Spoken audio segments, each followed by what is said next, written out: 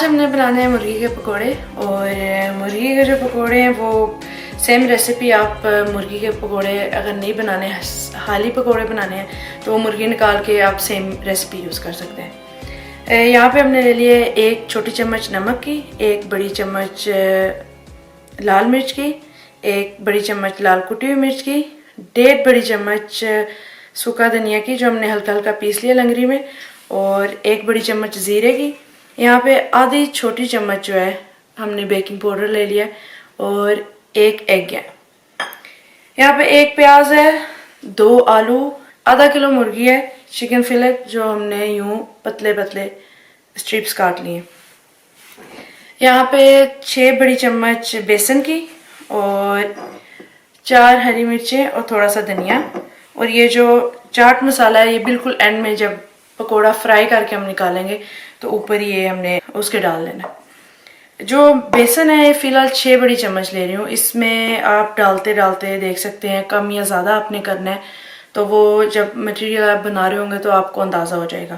اور بیسن جو ہے آپ نے زیادہ نہیں ڈالنا ہے, اتنا ڈالنا ہے کہ پکوڑا جڑ جائے, کیونکہ پکوڑے کا صحیح ٹیسٹ تبھی آئے گا جب آپ بہت زیادہ بیسن ڈال لیتے ہیں. بیسن زیادہ ڈالیں گے تو پکوڑا ڈرائی ہو جائے گا, جو کہ ہمیں نہیں چاہیے.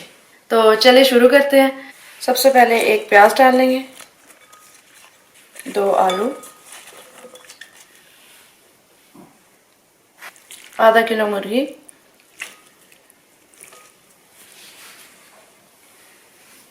دھنیا اور ہری مرچیں. اب ڈالیں گے مسالے جیسے کہ 1 چھوٹی چمچ نمک, 1 بڑی چمچ لال مرچ, 1.5 بڑی چمچ سوکھا دھنیا جو ہلکا ہلکا پیس لیا تھا ہم نے, 1 بڑی چمچ زیرہ, 1 بڑی چمچ لال کٹی ہوئی مرچ, اور آدھی چھوٹی چمچ بیکنگ پاؤڈر, اور اینڈ میں 1 ایگ. اس سب کو پہلے ہم مکس کر لیں گے. یہ جو ہم نے بیسن لیا ہے اس کو ہم پہلے آہستہ ڈالیں گے, 2 چمچ بیچ میں رہنے دیں تاکہ ہم دیکھ لیں ہمیں کتنا بیسن چاہیے. یہ 6 چمچ ہم پوری ڈال دیتے ہیں. تھوڑا سا پانی لیں گے سائڈ پہ, آہستہ آہستہ ڈالیں گے.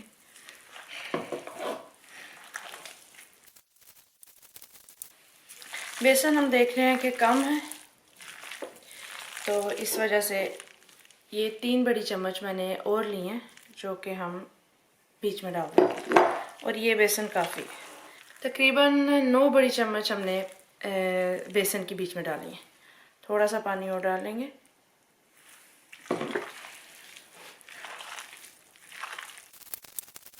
لے جی, پکوڑے کے لیے ہمارا میٹیریل تیار ہے. جو ایک بات میں آپ کو بتانا بھول گئی تھی, جو میرے ذہن سے ہی نکل گئی تھی, وہ تھی کہ جو مرغی ہے جب چھوٹی چھوٹی اس طرح لمبی اسٹرپس کاٹ کے میں نے رکھی تھی تو اس میں 2 چمچ سرکے کے ڈال کے اس کو بھگو دیا تھا تقریباً 20 سے 30 منٹ تک.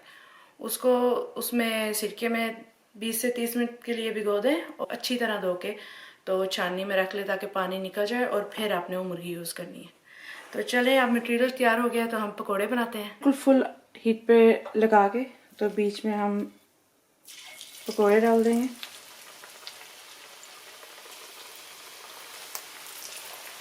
اور پیاز اور آلو کو کاٹنے کا مقصد اس طرح سے یہی ہے کہ ان کی ٹانگیں پاؤں باہر نکلے ہو, وہ پکوڑے میں بہت اچھے لگتے ہیں. اور جیسے ہی ان کی سائڈ ایک دفعہ چینج کر لیں گے, چولہا جو ہے 3 پوائنٹ کم کر لیں گے. جیسے کہ 9 فل تھا تو اب میں نے 7 پہ کر دیا, اور وہ اسی وجہ سے ہے کہ پکوڑا اندر سے اچھی طرح سے پک سکے. مرغی کو سرکہ لگانے کا مقصد بھی یہی ہے کیونکہ ہم نے پکوڑوں کے ساتھ اس کو بنانا ہے, تو آلو اور پیاز بنسبت گوشت کے جلدی بن جاتا ہے. لیکن جب آپ سرکہ لگاتے ہیں مرغی کو تو پھر مرغی وہ جلدی اندر سے پک جاتی ہے. اب وہ اسٹیج آ چکا ہے کہ جہاں پہ پکوڑوں کی بہت ہی اچھی سی خوشبو آنا شروع ہو جاتی ہے, اور روزہ رکھ کے یہ خوشبوئیں جو ظلم کرتی ہیں وہ شاید سب کھانا بنانے والوں کو پتہ ہی ہے. پکوڑے ہم دیکھ رہے ہیں بہت اچھا سا برون کلر ہو چکا ہے, اور اندر سے بھی تیار ہو چکے ہوں گے. تو ان کو اب ہم نکال لیتے ہیں. نکالتے ساتھ ہی یاد رکھیے گا کہ جو ہم نے چاٹ مسالہ رکھا تھا وہ اسی وجہ سے جب پکوڑے آپ نکالیں تو ساتھ ہی اوپر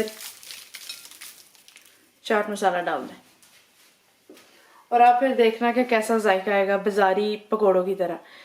اکثر یہ اسٹریٹ فوڈ کھانے جاؤ تو ایک پکوڑے والے کو میں نے دیکھا تھا کہ اس نے پکوڑے نکالتے ساتھ ہی اوپر چاٹ مسالہ ڈالا تھا, تو تبھی سے میں بھی یہی کرتی ہوں. تو آپ بھی ضرور ٹرائی کر کے دیکھیے گا اور بتائیے گا کہ کوئی فرق تو محسوس ہویا کہ نہیں. لے جی جناب, پکوڑے ہمارے گرما گرم تیار ہو چکے ہیں.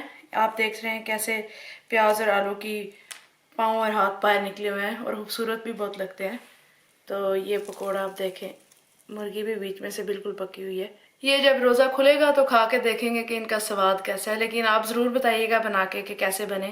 چینل کو لائک ضرور کریں اور سبسکرائب کرنا نہ بھولیں. انشاءاللہ اگلی ویڈیو میں ملیں گے نئی ریسیپی کے ساتھ. اللہ حافظ.